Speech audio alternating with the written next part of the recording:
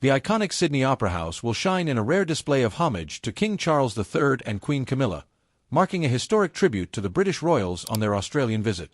Approved by the New South Wales government, this 4-minute illumination comes at a staggering cost of £50,000 and will feature images from past royal visits, symbolizing Australia's complex but enduring relationship with the monarchy.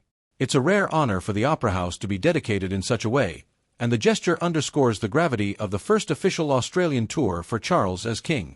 His arrival marks a new chapter in the history of British-Australian ties, but it's a chapter already tinged with ambivalence, as reports reveal that all Australian state premiers declined invitations to the official reception in Canberra on October 21st.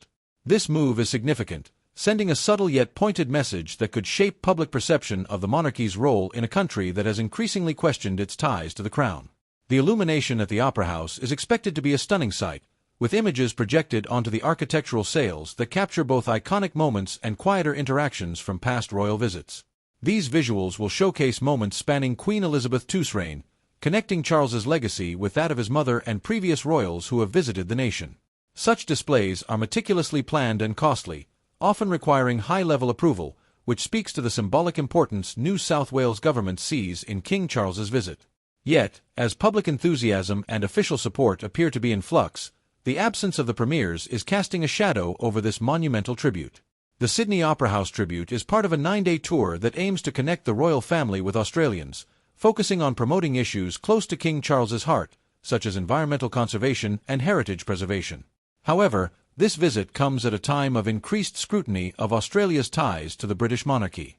Just a year ago, discussions about Australia potentially moving toward becoming a republic gained momentum, and public support for the monarchy has grown more divisive. The Premier's collective decision to forego the Canberra reception seems to echo the sentiments of an increasing segment of Australians who question the relevance of the British monarchy in modern Australian identity.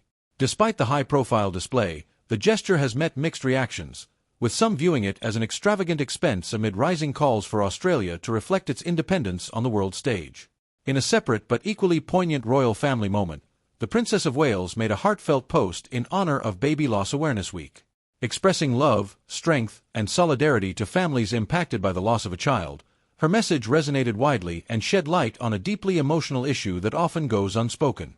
With a history of addressing family and mental health matters, her words are viewed as part of her consistent efforts to connect with people on a personal level. Her openness has garnered widespread appreciation, reinforcing her role as a compassionate figure within the royal family. This act of empathy underscores a contrast between the newer generation of royals, who often engage directly with the public on intimate issues, and the older, more ceremonial gestures that have characterized previous royal visits. As Charles and Camilla's Australian tour unfolds, the impact of the state premier's absence from the Canberra reception may linger in the minds of both Australians and royal watchers. This tour, instead of being marked by unity, is now clouded by questions about the relevance of the monarchy in contemporary Australian society. Since ascending to the throne, King Charles has aimed to bring a more modern approach to his role, but the response from Australia's officials highlights a persistent ambivalence. In light of these complex dynamics, the royal family's continued role in Australia is more precarious than ever, subject to the nation's evolving attitudes towards self-governance and historical ties to Britain.